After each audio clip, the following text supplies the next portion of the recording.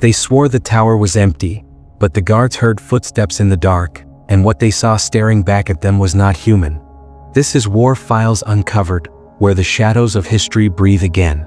Subscribe now and step into the stories no one dares to tell. It began with the wind, low and restless, pulling through the skeletal trees that leaned against the perimeter fence like weary soldiers frozen in time.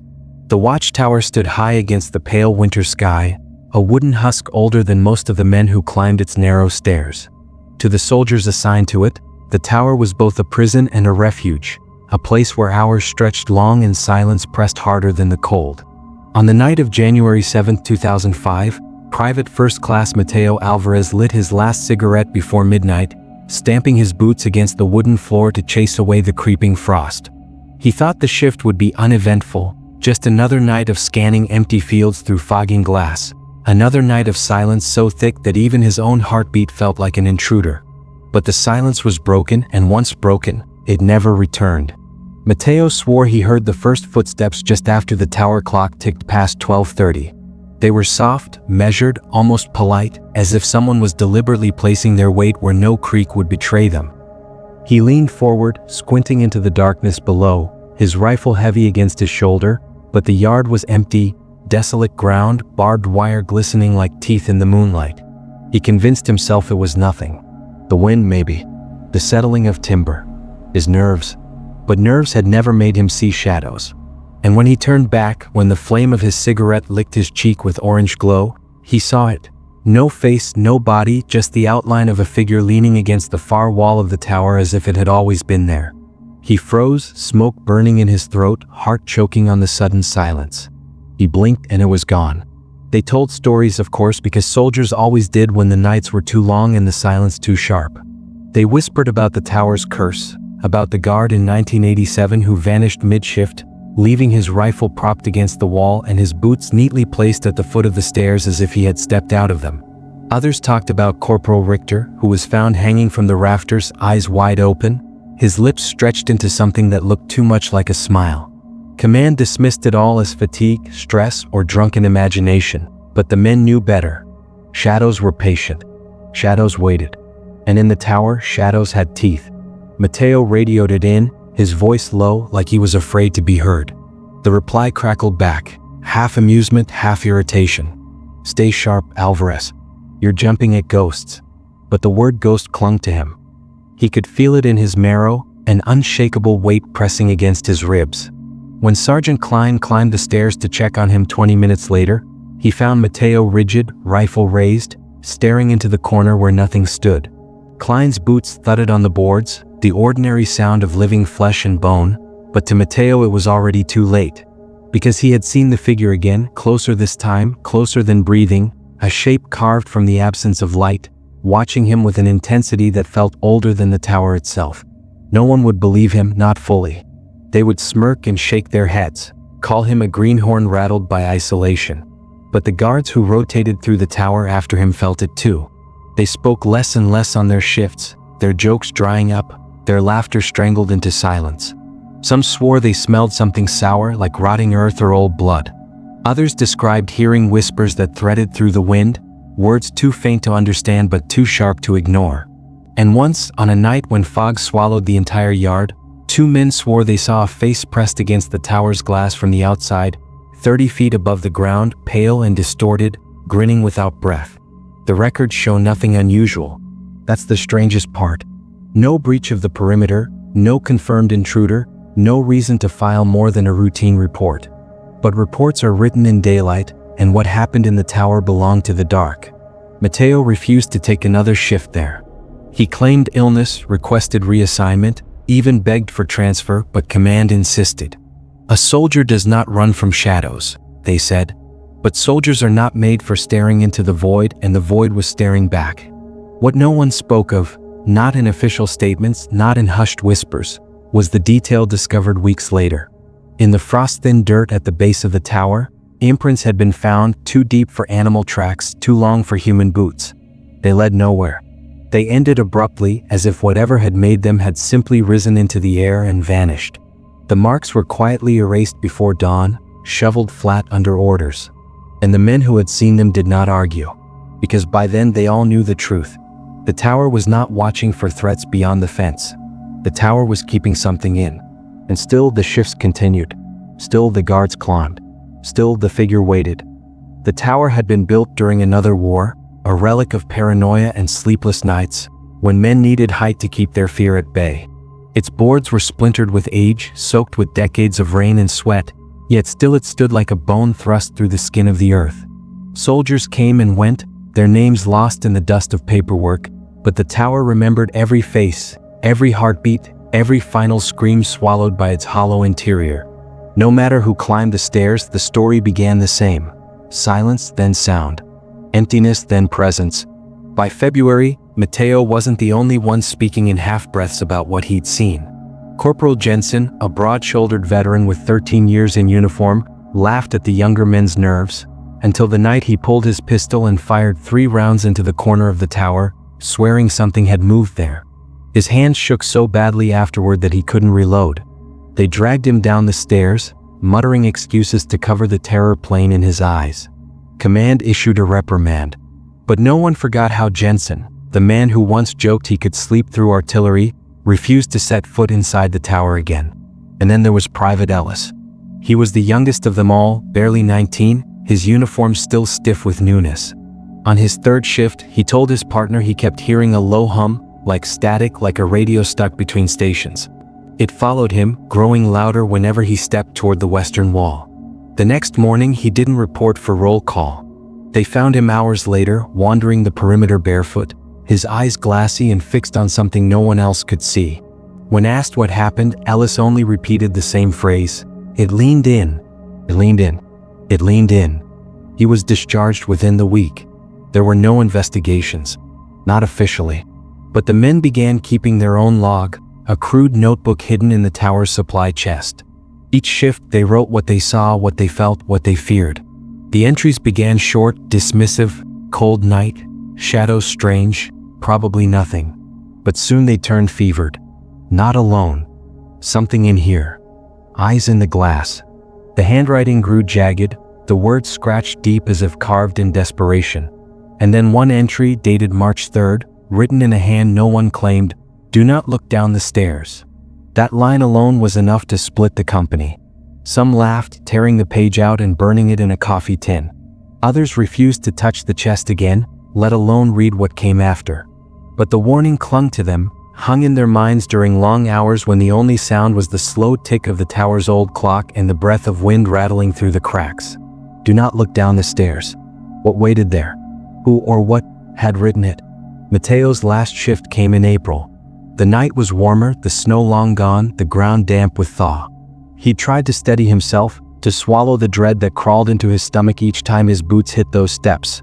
But something in the air felt wrong, charged, like the moment before lightning splits the sky. He scanned the yard, his flashlight beam cutting through the dark, but every time the light swung back toward the stairs, his pulse hammered louder. And then he heard it. Not footsteps this time. Breathing. Slow, ragged, coming from just below, too heavy to be the wind, too steady to be imagined. He lifted his rifle, aimed down the stairwell, but saw only black. And still the breathing continued. The radio on his chest hissed, a burst of static, and for a moment he thought Ellis had been right, that the hum was real, that it had always been there. He pressed the receiver, but before he could speak, a voice, not command, not human, slid through the static, low and broken, like words dragged across gravel. You should not look.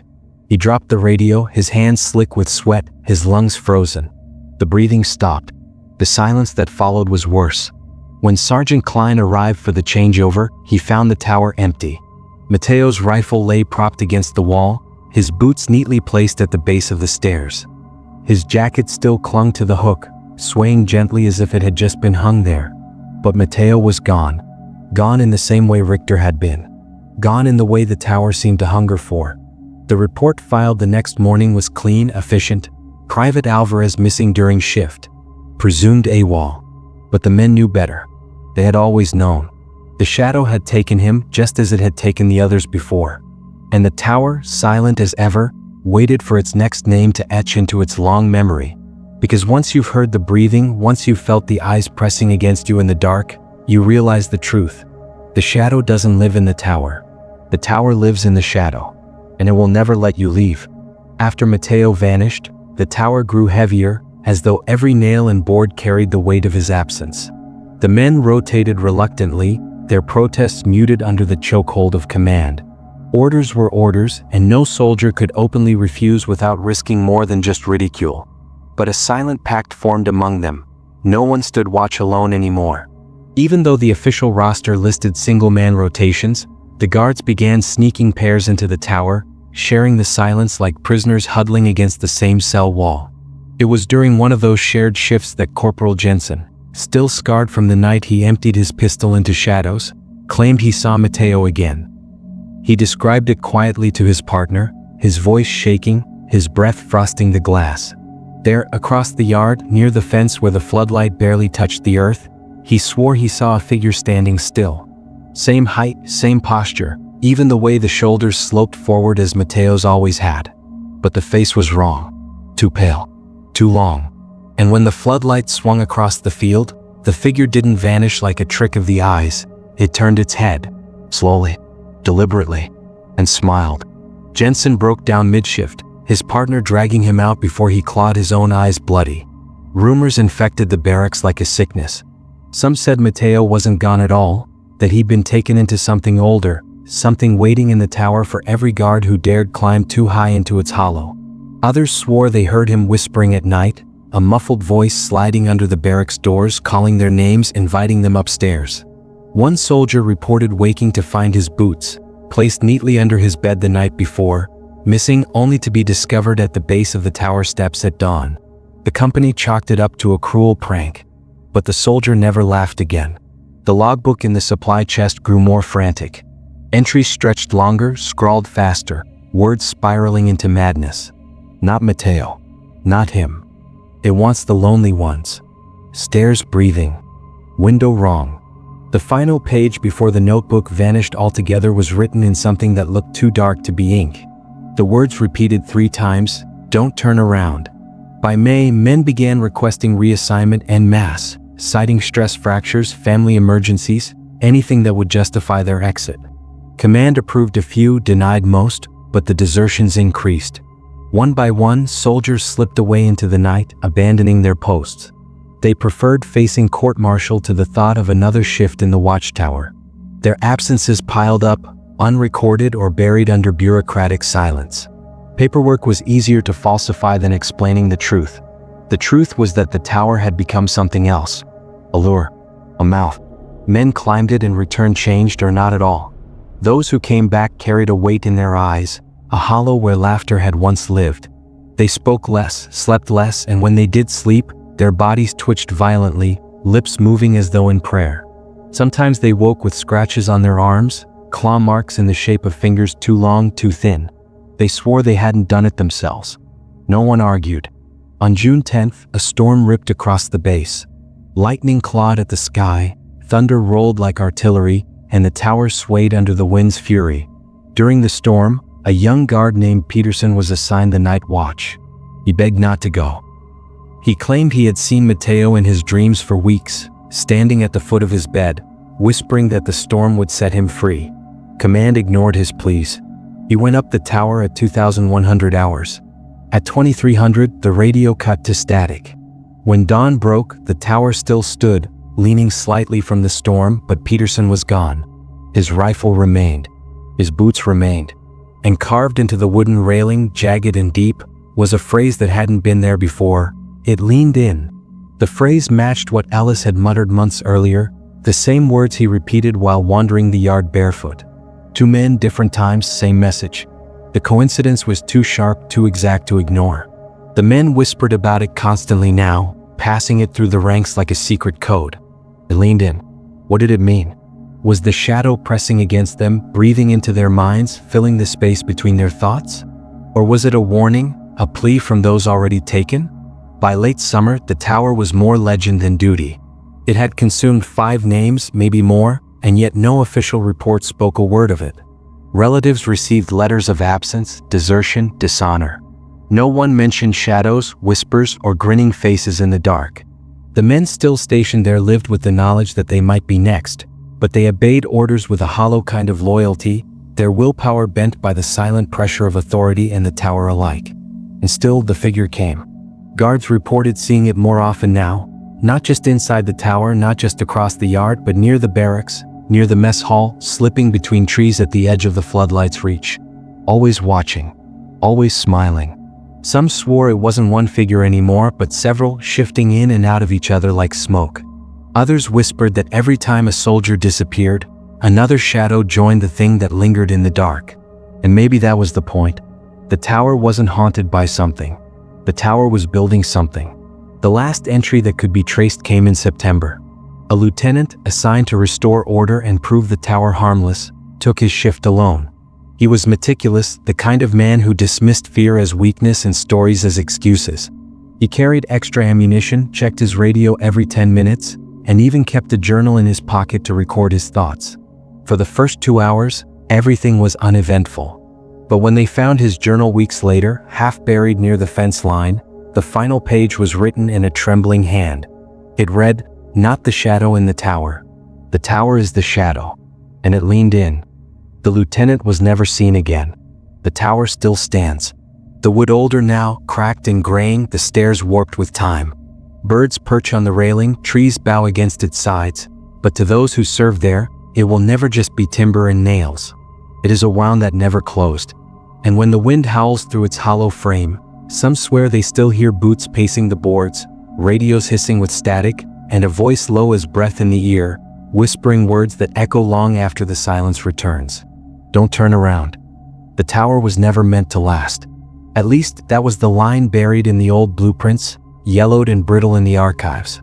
A temporary outpost, hastily constructed during the final days of the Cold War, a skeletal watch race to keep eyes on an enemy that never came. But temporary things have a way of sticking around when no one bothers to tear them down, and what was meant to stand for months lingered for decades, weathering rain, storms, and the steady march of time. Soldiers came and went, but the tower stayed, its wood darkened, its stairs warped, its silhouette etched into the horizon like a scar. And scars, as every man who served there knew, had memory. By the autumn following Mateo's disappearance, the base was no longer the same. The barracks felt quieter, as though sound itself feared echoing too loudly. Men who once joked, drank, and cursed their way through long nights now carried their silence like weapons, shielding themselves against something they couldn't name. The command staff noticed, of course. You couldn't ignore the gaunt faces, the bloodshot eyes, the half-muttered words spoken in sleep. But instead of addressing it, they did what militaries have always done with things they couldn't explain. They filed it under discipline, issued punishments, transferred men out piecemeal, and replaced them with fresh recruits. Fresh meat for the shadow. It was one of those replacements, a soldier named Daniel Hayes, who first began digging into the tower's past. Hayes wasn't like the others. He wasn't young, wasn't green. He'd seen combat before, real combat, the kind that left men hollowed out and walking like ghosts long before they were buried. He had a habit of asking questions when others stayed quiet, of looking where others preferred to glance away. And the tower, with its missing names and whispered warnings, fascinated him. While the others drank to keep their dreams silent, Hayes prowled the base's neglected library, searching through stacks of old reports no one had touched in years. What he found startled even him. Buried in the records was mention of another outpost, another tower, long since dismantled, that had stood hundreds of miles away in the late 1970s. The language in the reports was clinical, but between the lines, Hayes could see it. Disappearances, unexplained resignations, sudden madness, and the same quiet erasure that seemed to hang over this place. He read about one soldier who, in 1978, carved into the wood of that earlier tower the exact same words later found in Peterson's handwriting. It leaned in. Hayes brought this discovery to his squad mates, but his words only deepened their dread. To them, it meant the curse wasn't confined to this tower alone. It was something older, something that traveled, embedding itself wherever watchtowers rose against the skyline. Some called it a parasite. Others muttered about curses, about places where blood had been spilled and never cleansed. Hayes didn't call it anything. He just kept reading, and the deeper he read, the more he realized the army had always known.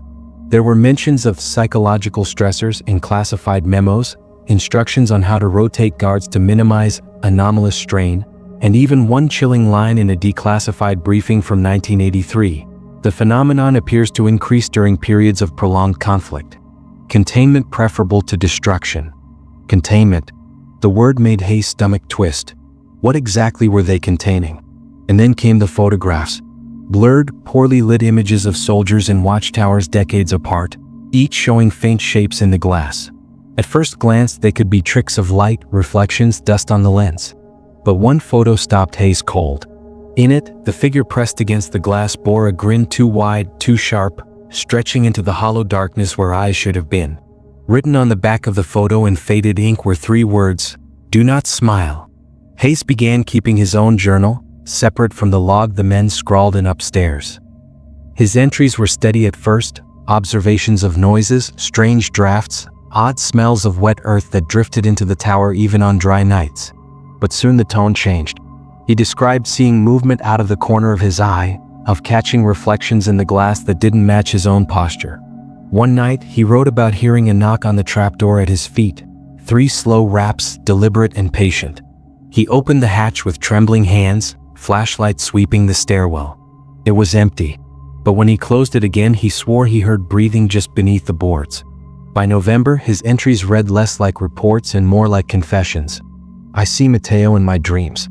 He never speaks, just watches. The face in the glass is getting clearer. The tower doesn't feel tall anymore. It feels deep."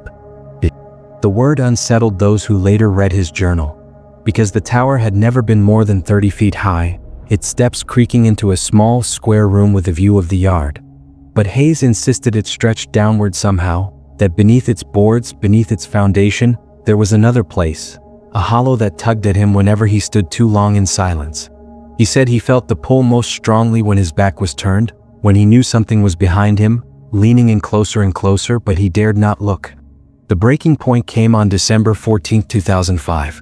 That night, a blizzard tore across the base, the kind that smothered sound and sight alike, where even the floodlights seemed swallowed whole by the storm. Hayes volunteered for the shift, though no one could say why. Some believed he wanted answers. Others thought he was simply tired of running from questions. His partner swore he tried to join him, but Hayes insisted on climbing alone. The last anyone heard from him was a brief, static-laced transmission at 2,317 hours. "It's not the shadow. It's the tower." When the storm cleared at dawn, the watchtower still stood, coated in a sheath of ice, its wooden frame groaning under the weight. Hayes was gone. His rifle remained leaning against the wall. His boots remained side by side at the base of the stairs. His journal, however, was never found. What was found, etched into the frost on the inside of the glass, was a message written by a finger dragged slow and deliberate. "Too late." The men who discovered it swore the frost did not melt until evening, even under the heat of their breath and the lamps they carried. And when it did finally vanish, they said it sounded, just faintly, like a sigh. The brass filed Hayes as another deserter. But for the men left behind, there was no longer room for denial. The tower was feeding. It had claimed too many names to ignore, and each loss felt like a thread pulled from the company's fabric, leaving them frayed, unraveling. The barracks filled with whispers of what might come next, of who would vanish, of how long they could endure. And the tower, ever silent, ever patient, loomed against the winter sky, waiting for the next soul to climb its stairs. Because the shadow in the watchtower was no longer just a shadow, it was a hunger. And hunger only grows. After Hayes vanished, something shifted in the air around the tower. It wasn't just the men who noticed, the animals did too. Stray dogs that sometimes prowled the perimeter now barked and snarled at the empty structure, hackles raised, refusing to come within 50 yards. Birds no longer perched on the railings, not even in daylight. And one night, the floodlights cut across the tower's face just as a flock of crows erupted from the trees. For a heartbeat, every bird veered sharply away from the structure as though it exhaled poison. Inside the barracks, the silence grew unbearable. Soldiers reported waking to hear footsteps pacing the gravel outside, slow and steady, yet no one was there when they checked. Radios crackled with faint murmurs even when switched off. One man swore he heard his own name spoken through his headset, whispered in Mateo's voice, stretched and broken like tape dragged across metal. Another described the glass of a tower window glowing faintly at night, like a lantern lit from within, though no one was posted there. The longer it went on, the more the men felt the tower wasn't simply occupied by something, it was alive. A few tried to destroy it. On New Year's Eve, 2 guards smuggled fuel cans up the steps, intent on burning the structure to ash. They splashed the boards, their hands trembling, their breath steaming in the bitter cold. But when they struck the match, the flames sputtered, hissed, and died in their hands. Again and again they tried, matches snapping, lighters failing, flames choking out before they caught. By dawn, they had nothing but charred fingers and wild eyes. Both men were transferred within the week, their minds too frayed to function. That was when whispers of the deep place began spreading. Hayes had hinted at it in his journals, but others started to feel it too, that the tower did not end where its boards did. That something below, beneath the dirt and roots, reached up through the wood. Several soldiers described dreams of falling through the trapdoor into an endless stairwell that spiraled downward, their screams swallowed by darkness as something climbed up to meet them. One man was found sitting at the base of the tower at dawn, bare feet purple from frostbite, muttering, "It's deeper now, much deeper." He was evacuated for medical treatment, but his words lingered in the barracks like a sickness. By February, command could no longer ignore the unraveling morale. A decision was made to shut down the tower for renovations. At least that was the official word. But the men stationed there knew the truth. They watched as a construction crew arrived, engineers and contractors who moved with an odd silence of their own. No one laughed. No one cursed when tools slipped. The workers avoided eye contact, avoided the stares. They didn't speak of what they saw, but at night, their tents were filled with restless movements and muffled cries. After only 3 days, the entire crew vanished. Their equipment remained neatly stacked as though they'd walked into the woods and dissolved. The brass buried the incident, but the soldiers didn't need reports to tell them what they already knew. The tower wanted more. And if it couldn't take engineers, it would keep feeding on the guards. March brought with it a fresh round of recruits, replacements who had no idea what they were stepping into. The veterans watched them with hollow pity, the way condemned men might watch children wander into a minefield. On his very first shift, a recruit named Barlow reported seeing a crowd of faces reflected in the glass. Dozens of them pressed against the window, mouths open as though in silent screams. His partner saw nothing, but Barlow wouldn't stop trembling, his eyes locked on the reflection even after they dragged him back down the stairs. By morning he was gone. Boots left at the base. Rifle untouched. The pattern repeated as it always did. A soldier disappeared. The tower remained. And the command, chained to its silence, continued to stamp the reports with the same sterile phrase, AWOL. But the truth had already leaked beyond the base. Families of the missing whispered of strange phone calls, heavy static and distant breathing on the line. Wives reported hearing footsteps in their hallways at night, though no one was there. One mother claimed she saw her son standing outside her window at dawn, smiling in the same too-wide way Jensen had once described. When she opened the door, the yard was empty. The footprints in the frost were not boots. By April, the veterans began carving their own warnings into the walls of the barracks. Not words this time, but shapes, spirals, jagged lines, crude figures with stretched mouths and hollow eyes. They claimed it was a defense, a way of warding off the shadow's pull. But the carvings did nothing. Men still woke to find themselves standing at the edge of the yard, staring up at the tower with blank eyes, unsure how they'd gotten there. One night, Sergeant Klein, the same man who had once found Mateo's boots, vanished without a sound. His men searched the tower, the yard, the woods beyond, but there was nothing. Only his radio remained, lying in the middle of the floorboards. When they turned it on, it emitted no static, no signal, only a faint sound like slow, steady breathing. That was the final fracture.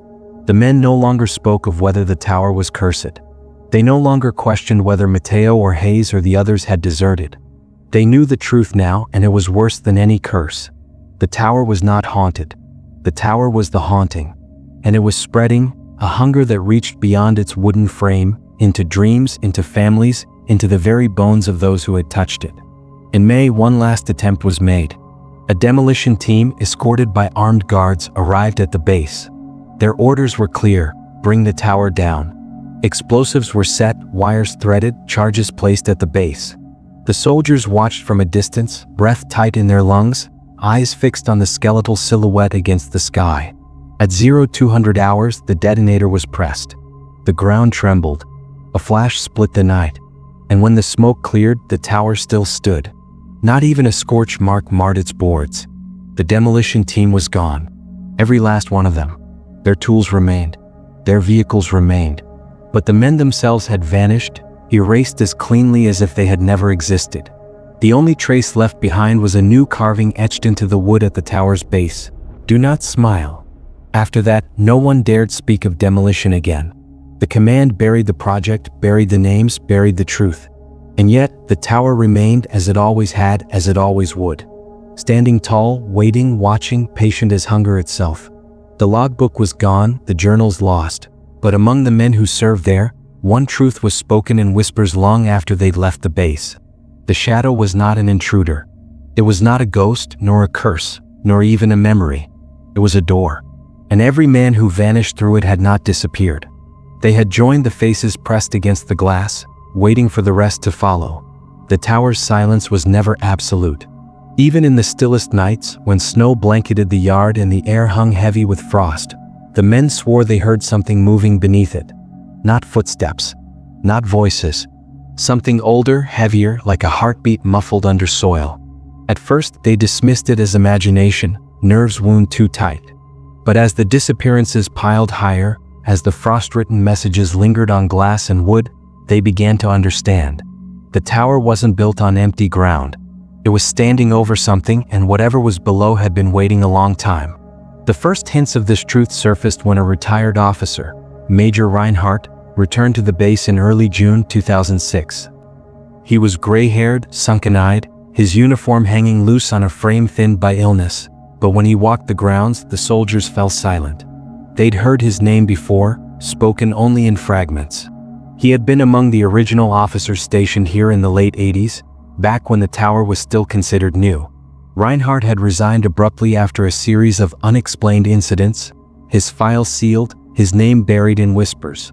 And yet here he was, walking back into the shadow of the structure he had abandoned decades earlier.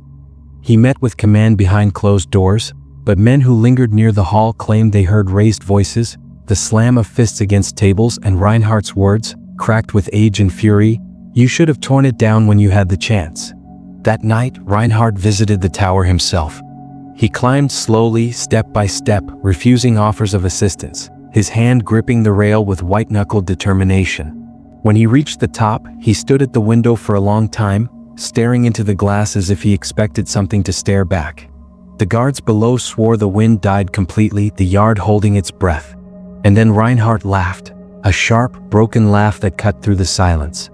He descended without a word, walked past the barracks, and left the base before dawn. He was found 3 days later in a motel 2 towns over, dead in his bed, a smile carved into his face so wide it split the skin at his cheeks. His fingernails were black, his eyes glazed white. No cause of death was ever reported. And still the tower leaned in. What Reinhardt had seen in the tower remained a mystery, but in the weeks that followed, Hayes' journal surfaced, or what remained of it. Found buried in the dirt near the fence line, its pages soaked with rot, the writing was almost illegible. But one phrase repeated over and over, scratched deep enough to scar the paper: "Not above, below." The veterans whispered now of tunnels, of old stories buried in the soil. Some claimed the land itself had a history the army refused to acknowledge. Before the tower, before the base, there had been other settlements, other watch posts. And always something happened.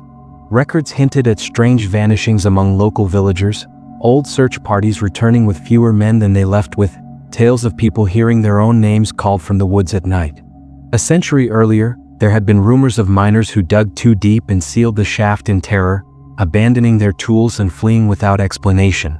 The shaft, some said, lay directly beneath where the tower now stood. As the story deepened, so did the dreams. Soldiers woke drenched in sweat, hearts pounding, each describing the same descent into darkness. Endless stairs spiraling downward, hands brushing against their shoulders from behind, the smell of damp earth. And always, just before they woke, a presence leaning close, whispering something they could never quite hear. The men began to dread sleep more than wakefulness. Some refused to close their eyes at all, keeping themselves awake with caffeine, with cigarettes, with muttered prayers. But exhaustion only sharpened the edge of the shadow's pull. In late July, a patrol discovered something strange near the perimeter fence. A patch of earth that had collapsed inward, a sinkhole yawning where there had been solid ground. At the bottom, half buried in mud, lay wooden beams too old, too weathered to be from any recent construction. Among them was a rusted lantern, its glass cracked, its wick long dry. The patrol climbed down, their boots sinking in wet soil, and one swore he heard whispers echoing up from the hole. Another claimed he saw finger marks in the dirt, as if someone had clawed their way upward. The discovery was hushed, the hole filled in by morning, but the men who'd stood over it couldn't shake what they'd seen. The tower, it seemed, wasn't simply rooted in earth. It was anchored to something buried. And then the disappearances accelerated. In August alone, 4 men were lost, each during storm-darkened nights. The tower logs grew frantic again, the entries now more desperate than ever. Faces in the glass. Something moving under the floorboards. It's not outside. It's under us. One soldier, Private O'Connor, was found before he vanished, but what they discovered was worse than death. He was huddled in the corner of the tower, knees drawn tight to his chest, rocking back and forth with a blank smile plastered across his face. His fingernails were black, his pupils blown wide. He did not respond to his name, did not blink when slapped, did not flinch when dragged down the stairs. He whispered only one thing over and over, his voice rasping like dry leaves, "The deep place is open." He was removed under medical discharge, but no one ever heard from him again. By September, rumors spread that the army intended to abandon the base altogether. Supplies dwindled. Patrols grew sparse. Guards stood their shifts with rifles heavy in their hands but eyes fixed always on the tower. The structure loomed like a wound, impossible to ignore. And the more the men stared, the more they felt it was staring back. One night, during a blackout, a squad claimed they saw light glowing from within the tower. Not the pale flicker of lanterns or flashlights, but something deeper, an amber glow like fire burning behind thick glass. They described shadows moving inside, dozens of them writhing against the walls. When the power returned and the floodlights flared back on, the tower was dark again, silent, empty. But on the ground below, fresh footprints led outward, too many to count, vanishing into the trees. Those trees too began to change. Guards reported bark split with long finger-like marks, sap oozing like blood. Branches bent toward the tower unnaturally, as if pulled by an unseen tide. At night, the wind through the leaves sounded less like rustling and more like whispering. The men stopped patrolling the woods altogether, unwilling to step into that chorus of voices. The tower's hunger was no longer confined to itself. It was spreading outward, bleeding into soil, into trees, into the very air. And the soldiers trapped in its shadow understood the truth Reinhardt had spoken decades earlier. This wasn't a structure that could be demolished, wasn't a haunt that could be exorcised. It was a door, and it was opening wider. By the end of the year, the base was hollow. Families received carefully worded letters. Replacements stopped arriving. The barracks emptied, one bed after another. Those who remained knew their time was short. They packed their bags in silence, avoided eye contact, prayed under their breath.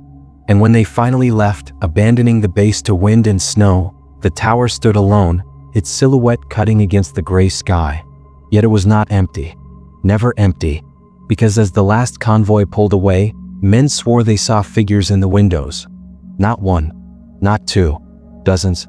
Faces pale and grinning, pressed against the glass, watching the living retreat. Some waved. Some whispered through cracked smiles.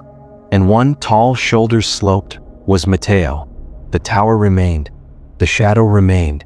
And the deep place waited. When the last soldiers abandoned the base, the land did not fall silent. Instead, silence itself seemed to deepen, heavy and unnatural, as though the ground exhaled after decades of being smothered by boots and gunfire. Locals whispered of strange lights flickering among the trees, of laughter carried on the wind long after the convoy had vanished. Hunters reported deer fleeing the woods in blind panic, their bodies breaking against fences, their eyes wide with a terror no predator could explain. The watchtower stood untouched, its wooden bones groaning in the weather, but now, with no sentries inside, it appeared to grow taller, darker, as though freed of restraint.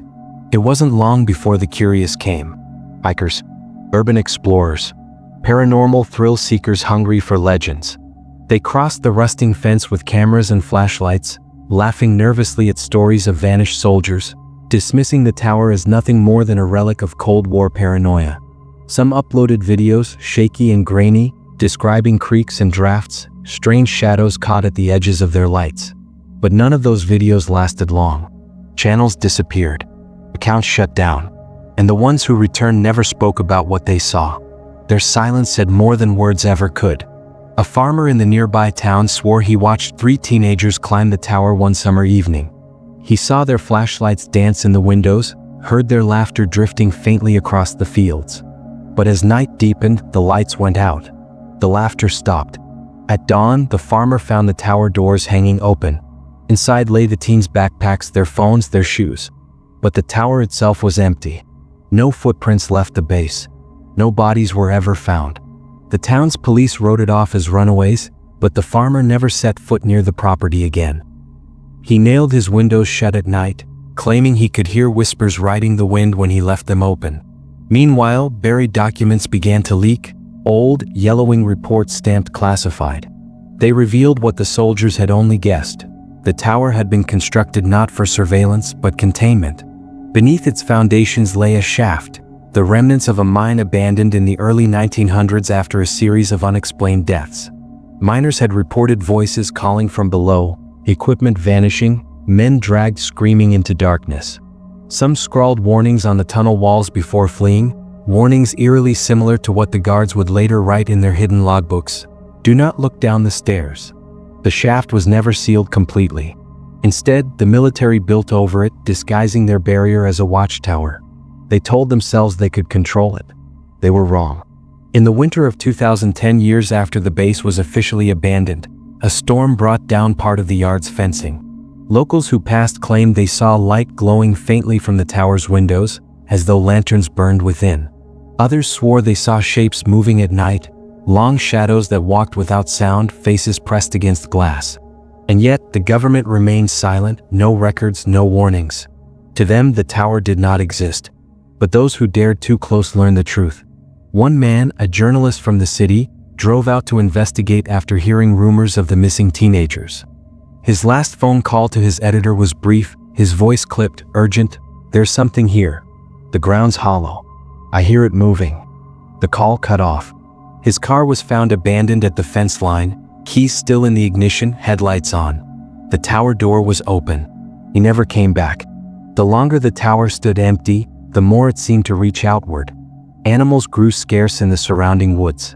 Birds avoided the sky above it. Even the trees bent unnaturally, their trunks leaning toward the structure as though drawn by some silent gravity. People in the nearby town began reporting dreams of descending endless stairs, of shadows pressing close, of whispers too soft to understand. Some woke with dirt under their fingernails, though they hadn't left their beds. Then came the fire. In 2015, thrill seekers tried to burn the tower down, dousing its base with gasoline and lighting it from 3 sides. Flames licked the wood, roaring high into the night. Locals watched from a distance as smoke blackened the stars. But when the fire died, the tower remained. Not charred, not weakened. Untouched. The men who set the blaze were found days later in separate towns, wandering barefoot, their eyes white, their mouths stretched in unnatural smiles. They could not speak. They could only hum. The government returned briefly in 2017, dispatching a small team of engineers under the guise of environmental assessment. The team spent 2 days on site. On the 3rd day, their equipment was discovered abandoned.